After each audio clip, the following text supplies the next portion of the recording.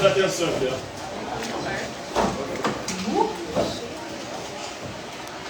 Então, sempre uma vez por mês, nós teremos as narrações de mitos e lendas para conhecermos as origens e significados das mais diversas expressões mitológicas espalhadas ao redor do nosso planeta. E hoje vamos falar da mitologia mesopotâmica. E sabe o que foi a Mesopotâmia?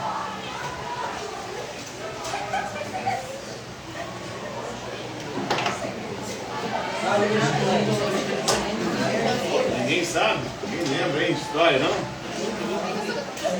Mesopotâmia tem na Bíblia também. Mesopotâmia significa terra entre rios.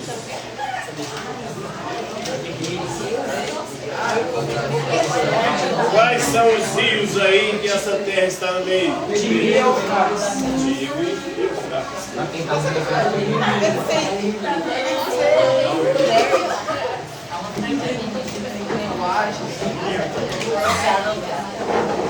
região fica no Oriente Médio ali, uma terra que diversos povos prosperaram, por exemplo, os babilônios, o próprio povo judeu, o povo hebreu, o povo bíblico.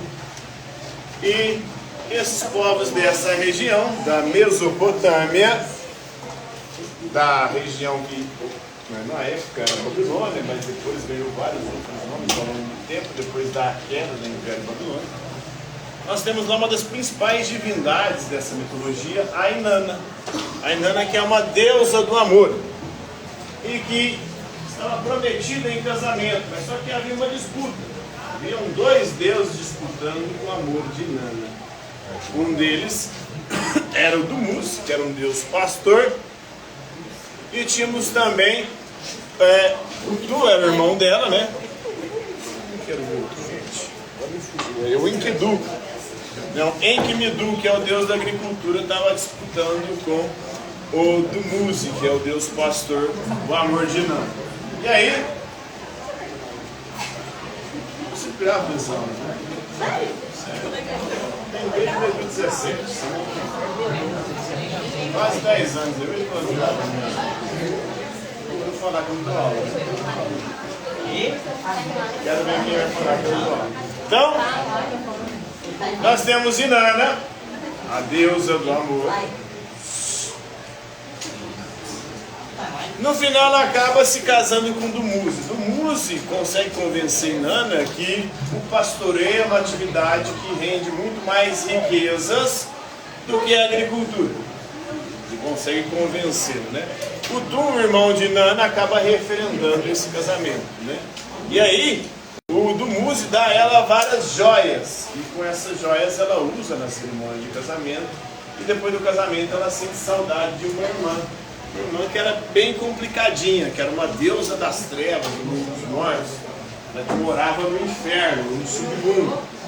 E ela resolveu ir visitar a irmã. Só que aí deu B.O., né? O submundo, o inferno, o mundo inferior, ele tinha 7 camadas pelas quais você tinha que ultrapassar. E em cada camada que ela passava, ela tinha que tirar uma joia e uma peça de roupa.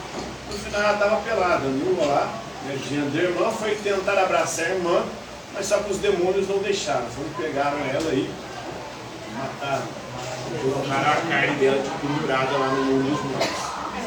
Aí então ela precisou da ajuda do Enki, o deus zombeteiro, um deus mago, um deus da sabedoria aí.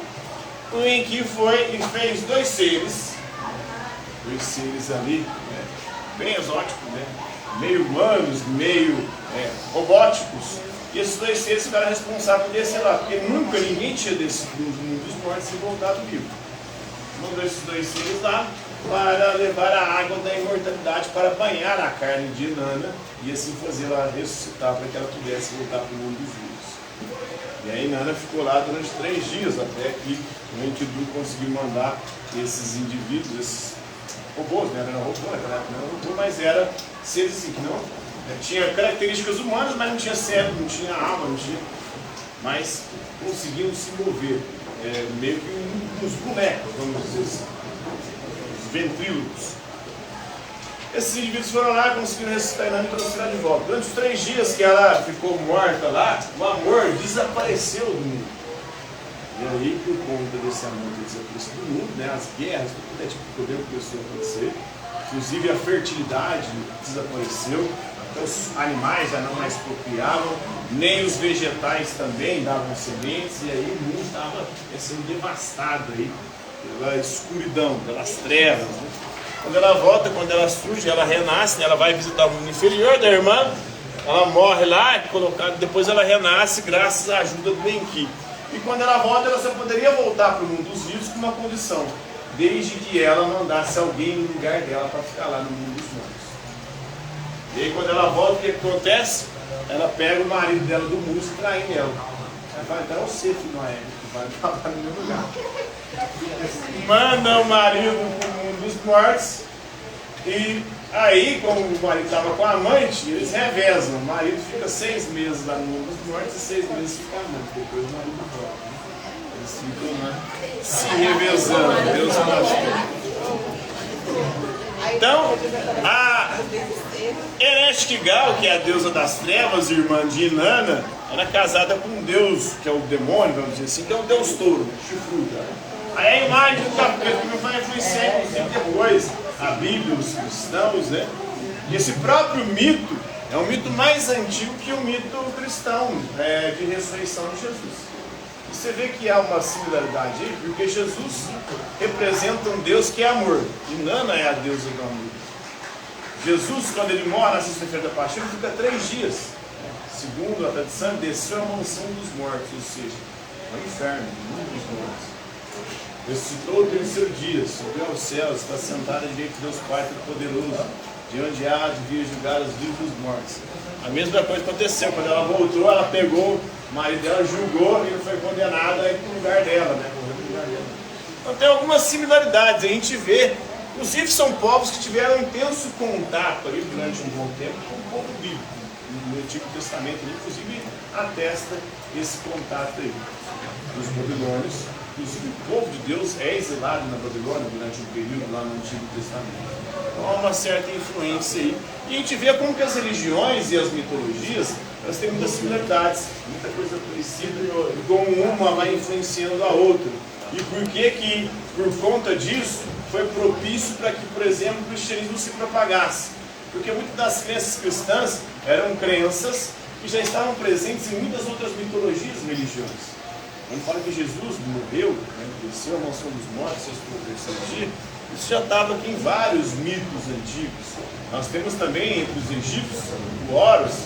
Horus também morre e ressuscita no 3º dia, que é um deus falcão da mitologia egípcia.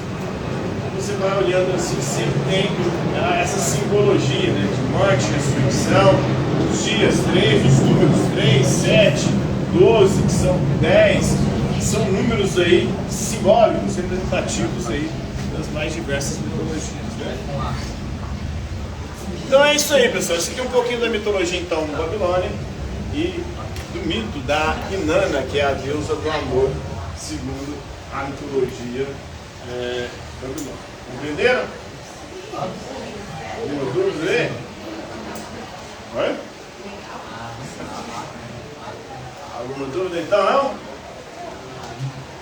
Algo mais a declarar que vocês gostariam de falar aí? Por hoje é isso aí, galera. Jogo?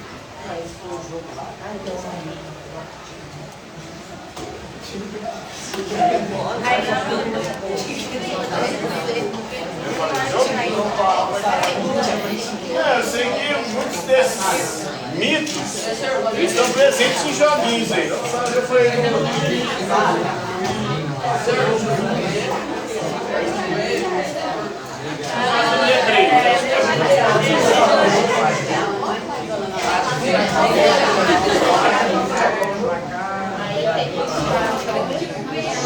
vai lá.